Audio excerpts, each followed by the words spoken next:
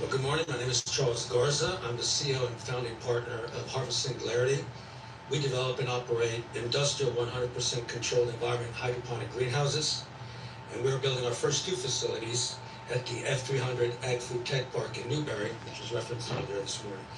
Our plan is to build and operate 10 industrial 100% controlled environment hydroponic greenhouses throughout the state of Florida, with the aim of making Florida the U.S. leader in controlled environment agriculture. Each facility in Newberry will be 325,000 square feet in size. The investment in each facility is $66 million. The average number of employees per facility between 50 and 60, and the average salary per facility $91,000.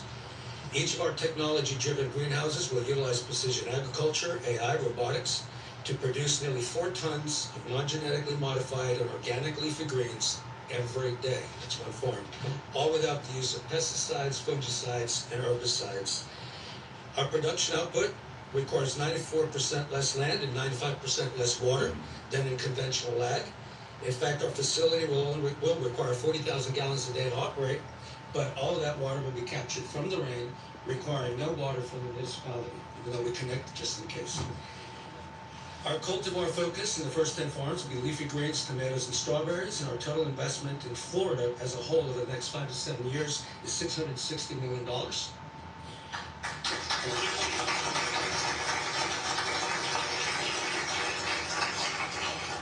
Very important, we talked about before, educational programs for the young ones and people looking for new tech jobs. Each facility that we build will be located near to a UF IFAS extension office and a local state college, so that we can create CEA educational and research opportunities for University of Florida ag students, and to help state colleges develop training programs aimed at creating a new generation of high-paying ag tech jobs in our local communities.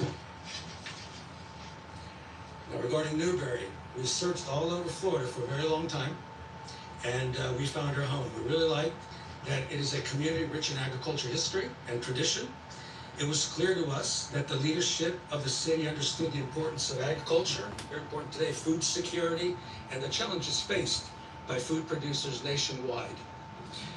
The minute we all met, it was clear to us in our organization that Newberry was a place where we would invest first.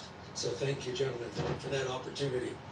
Another big decision driver for us to invest $132 million in Newberry was Newberry's F300 Ag Tech Park, made possible by a collaboration between the City of Newberry and UF IFAS. So Dr. Engel, kudos for that collaboration. We understood immediately that we needed to be a part of this great collaboration, and that is why we decided to establish our first 2 high-tech farms in Newberry's F300 Ag Tech Park. Today. I wanted to bring you some of those comments here. Just one of the feeds that we are watching on Live Now from Fox. That is Florida Governor Ron DeSantis and other officials there talking about infrastructure. CK 138. And relating it, of course, to the situation with hurricanes right now. That's good. We are nearing the end of hurricane season, which does come at the end of November. We're going to head to a quick break at 11:34 on the East Coast and 8:34 on the West Coast. You're watching Appreciate the love. Live Now from Fox. My name is Josh Perez. Last year, Instagram launched teen accounts, defaulting all teens into Chillin'. automatic protections. And we'll continue adding new safeguards. Doing the same. 1, 2. Instagram teen accounts with automatic protections. Moments. What's that, Paris? You ever notice a lot of these accident firms out there aren't local? Hey, they're the Bangor. These big firms come from out of town. They don't know Where you getting into though? It's Friday. We gotta crash the fuck out. City. Hey, 800 Bangor. I was born and raised here. Hey, 800 Bangor. Hey, Paylor! Hey, Paylor! I work here. Yo, 800 Paylor. It's good to be local. Harris, Keenan, and Goldfarb. If you're in pain, you need law. Meet Cozilla Calendar Plus 2. Visualize schedules, shared tasks, and easy reminders to What do you keep get into on your everything Fridays? on track. Hey, Cozzy. May the Lord bless you. Get Archie and Ivy's chores for next week. Less stress, more connection. Organize your family's day in seconds. Uh-oh, I might start up. Cozilla, your family organizer. We'll be right back, folks.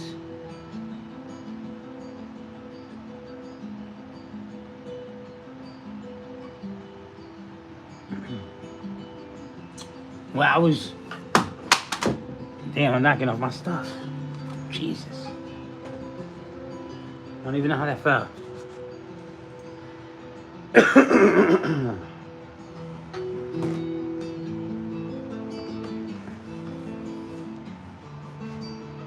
My yoga instructor.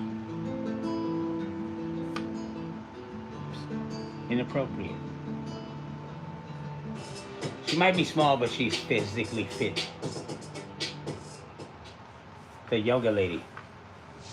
Welcome back here on Live Now from Fox, 11:37 on the East Coast and 8:37 on the West Coast. My name is Josh Breslow, and we've been following breaking news all throughout the Breaking morning. But we do news. have another developing story that we're keeping an eye on. This coming in moments ago from our Fox 4 Dallas team. And I do want to remind you... Who are these two? Your discretion is advised, as some of the details are disturbing.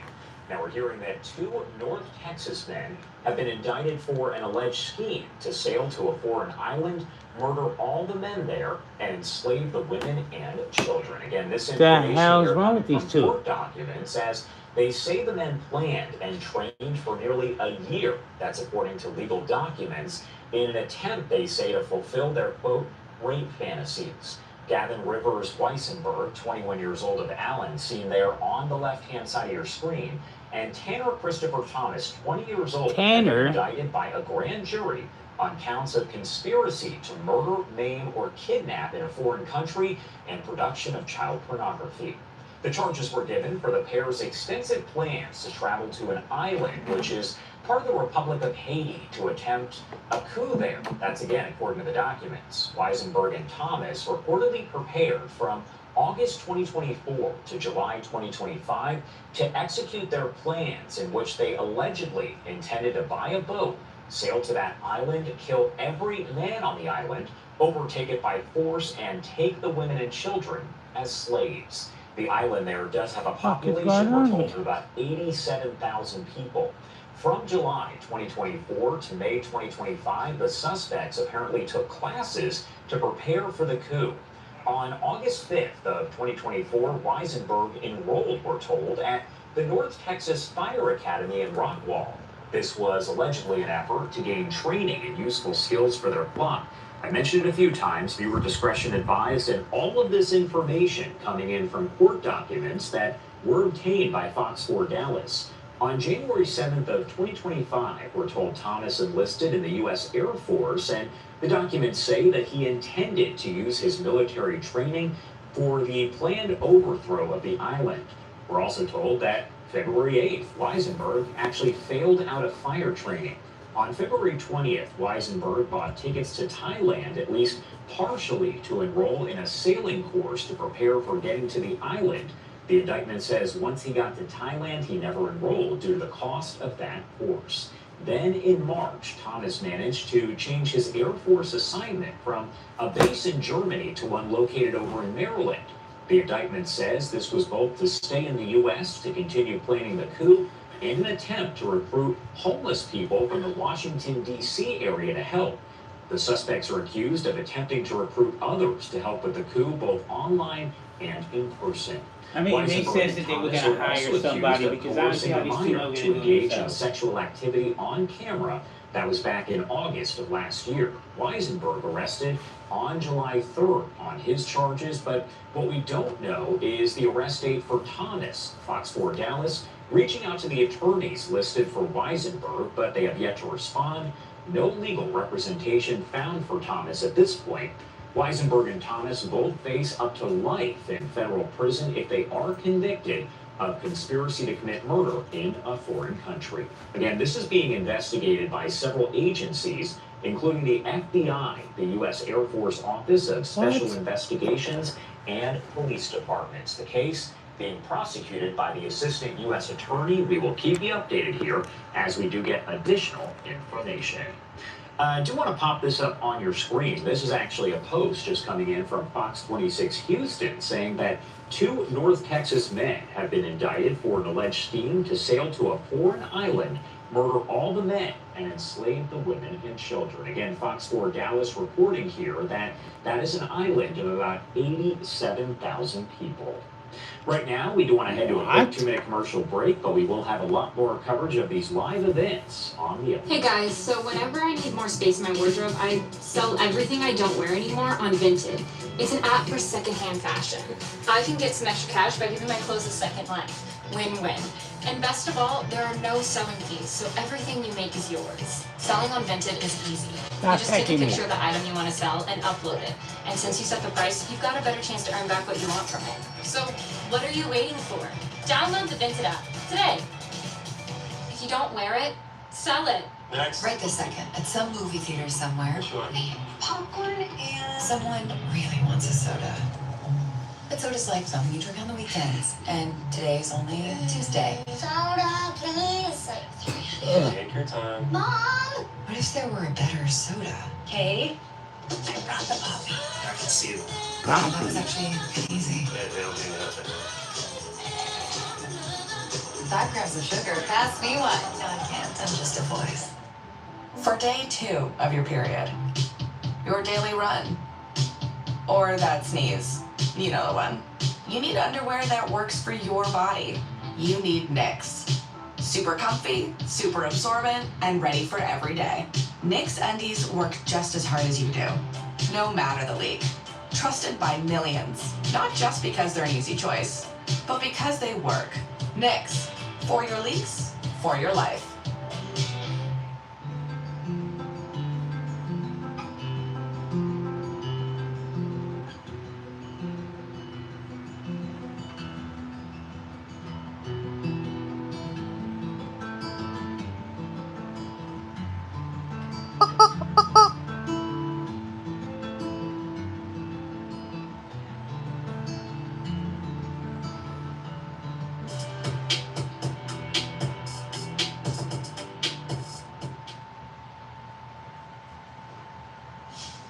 Good morning, everyone, and welcome in here on Live Now from Fox. It is Friday, November 21st.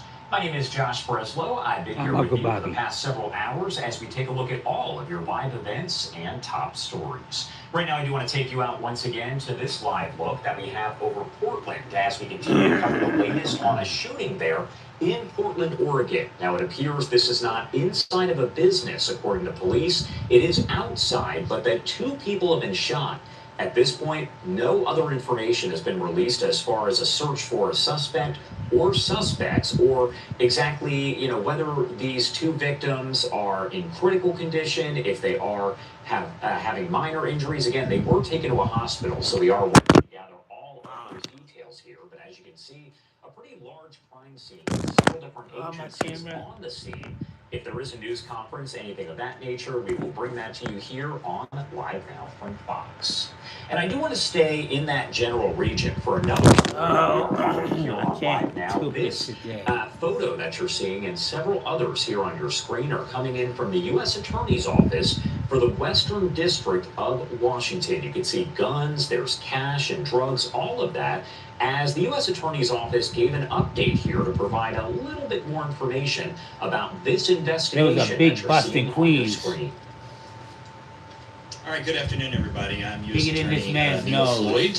I'm joined today by Special Agent in Charge David Reams, Assistant Chief Nicole Powell from the Seattle Police Department, Snohomish County Sheriff Susie Johnson, and other people that I want to recognize that are in the room. Special Agent in Charge Carrie Nordic from IRS Criminal Investigations, Jonathan Weiner from Executive Director of Northwest Intensity Drug Task Force, and Snohomish Regional Drug Task Force Commander Dave Hayes. What is happening?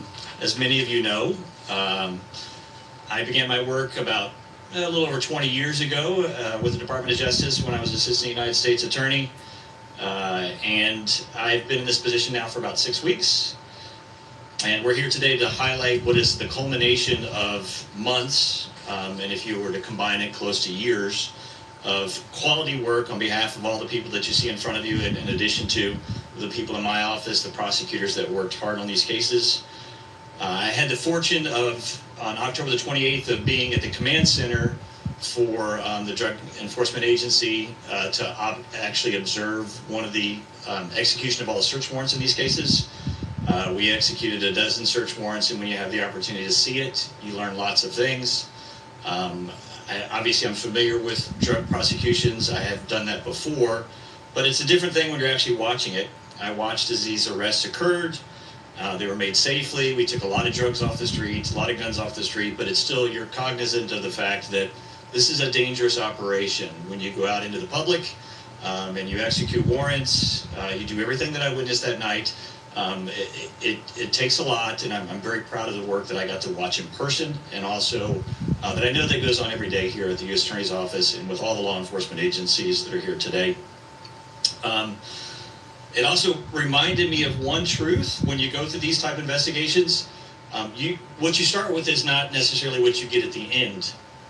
So when you start an investigation, it may start from something small, it grows into something larger, and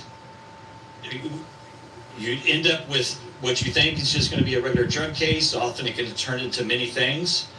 And so you follow the money, you follow the drugs, you do the investigation, but you don't know who the people are going to be at the end of the operation. And at the end of the operation, you don't know if they're going to be from the local area, if they have criminal records, how dangerous those criminal records are. You don't know if they're United States citizens or illegal immigrants. You just don't know. So the one thing that drives the operation is not the people, it's the activity. It's the activity that they're engaged in, and also following the investigation and take it where it leads you. And at the end of the day, you end up with, like in these investigations, a family of 5 brothers and sisters that were very much involved in the drug trade. And in one case, the other case, you follow a significant amount of drugs and guns that you get off the street. Zatoshi 444, I apologize. And a I stepped away for a second. Which we didn't expect when we started the operation. 4 of our prosecutors worked very hard in this. They executed warrants, they drafted warrants, presented evidence to the grand jury, and we're looking forward to presenting this evidence ultimately at trial. I want to thank everyone that's been involved so far in their hard work, and I want to turn this over to Dave Reams, Special Agent for the DA. Hey.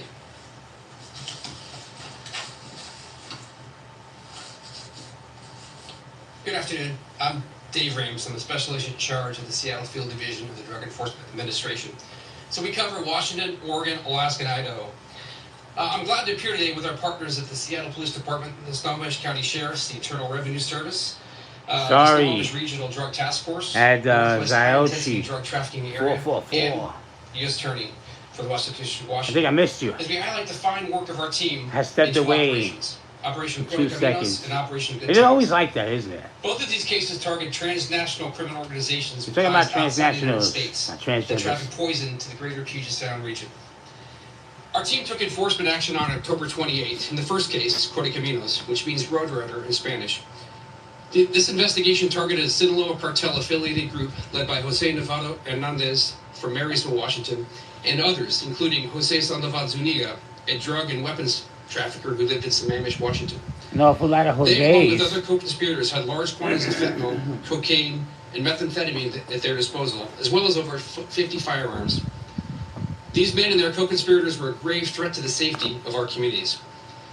This case began with our team developing information that this group was bringing large quantities of fentanyl and cocaine north from California and Arizona.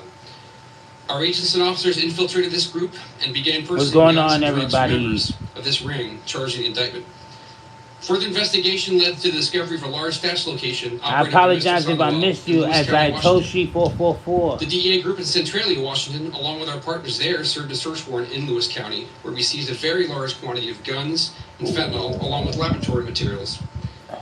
Of note, this fentanyl was colored and shaped to look like kinetic sand, which is a children's toy. Also, one of the tubs containing fentanyl had an improvised explosive device on its top. The Washington State Patrol Bomb Squad neutralized the device, and no one was harmed that day. The use of guns and bombs and fentanyl show the The disregard hell's this happening? group These are James displayed Bond towards our villains selling communities. drugs? What The is going fentanyl on alone here? seized in this case could have killed a staggering 3.3 million people. That's enough fentanyl to kill everyone who lives and works in King County.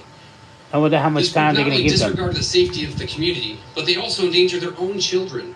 On several occasions, The money, members the of this group drugs, brought their young the children guns, as they sold fentanyl and weapons. take the Truly despicable. handles. Our team took down the With second the case on potatoes. October 16th. which was Operation Good Times.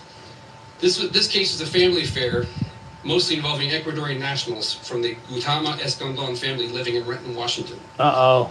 DEA and our partners at the Snohomish Regional Drug Task Force became aware of this case when the Tulalip Tribal Police Department performed a traffic stop and found a fentanyl courier on tribal land.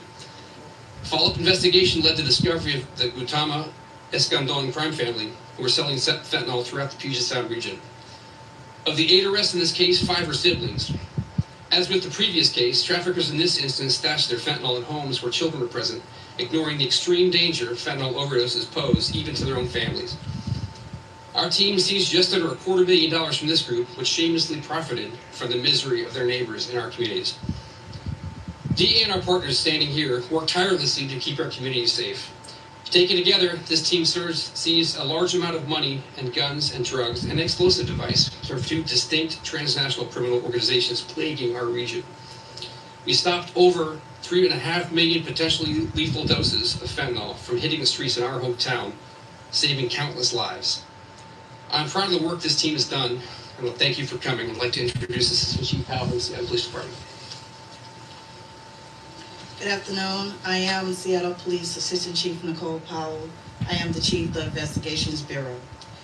This regional operation was launched by the Seattle Police Department after investigators tracked narcotics being sold in Seattle to California. In this case, detectives purchased narcotics and guns throughout West Seattle and North Seattle. I accidentally sat on my chicken. Detectives tracked drugs back to a home in the Lake City neighborhood. At that home, They had a series of guns, weapons, and drugs. Destined for street level distribution. But where were the hoes at? After some great police work, we learned of this interstate drug trafficking ring. The ability to work Apparently, a deputy was fatally shot in Vero Beach, Florida. Thanks to all the hard work of the officers, Trevor Mamdani, supposed to meet at 3 o'clock. And to our fellow partners that helped bring this case forward. The city of Seattle and the region around the city are safer because of the work you have done. Thank you. Introducing Sheriff Johnson. Can you dig it? About a major bust over in the Seattle, Washington area. We heard from the U.S. Attorney for the Western District of Washington, but also from Seattle Police, and as you heard there, the Sheriff's Office as well. Final 2-minute commercial break of the hour. My name is Josh Breslow.